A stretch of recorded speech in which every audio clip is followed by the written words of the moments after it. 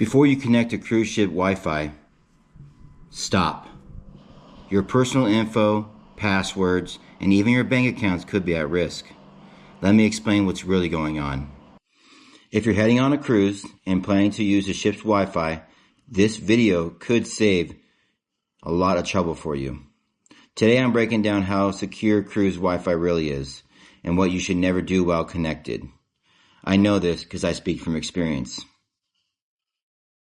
First, let's talk about how the cruise ship Wi-Fi works. Now, I speak from using Norwegian, and they had Starlink at the time on an unsecured network.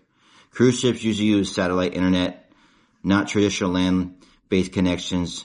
That means slower speeds, shared networks, and often minimal encryption.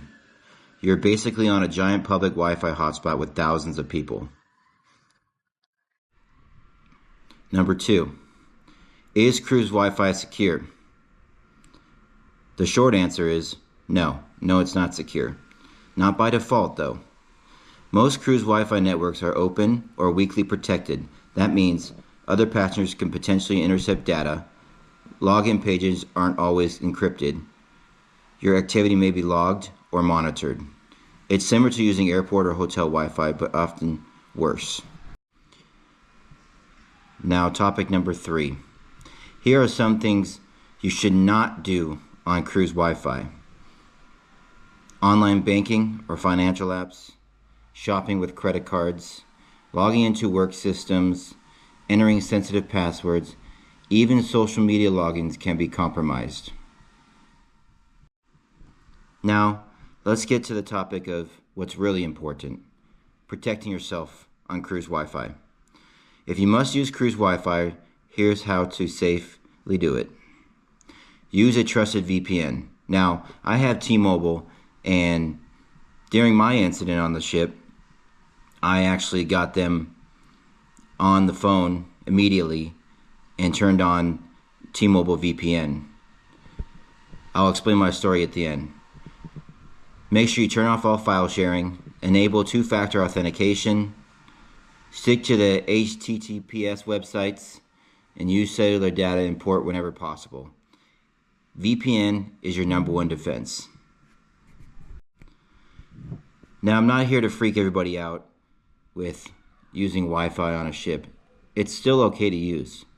Just make sure you're not using it for sensitive data. Basic messaging and emails and browsing is fine.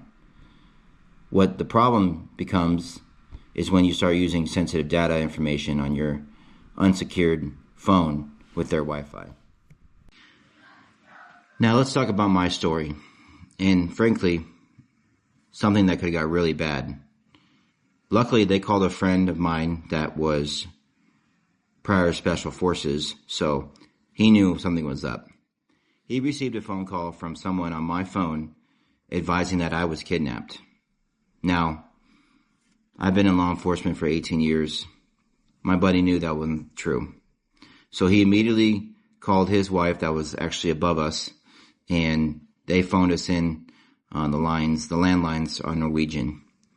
So luckily it was him that received the phone call and not other family members that could have freaked out saying that they needed $10,000 for being kidnapped. Now, being in law enforcement, I've taken several reports for families that have paid that ransom money, only to know that their family members were fine. But what they do is they keep you on the line as long as they can so that you can't contact your family that's supposedly kidnapped and try to get that money immediately, whether it's through gift cards or wire transfer money orders at the local grocery stores. So I immediately put my VPN back on, and I haven't had any issues. Now, when I have my VPN on an unsecured network, it lets me know that's an unsecured network, and VPN starts to kick in. So make sure you have that on. And if you like this video, make sure you hit the like button and subscribe for more future content. And I appreciate everyone checking out the video. Thanks. Have a good day.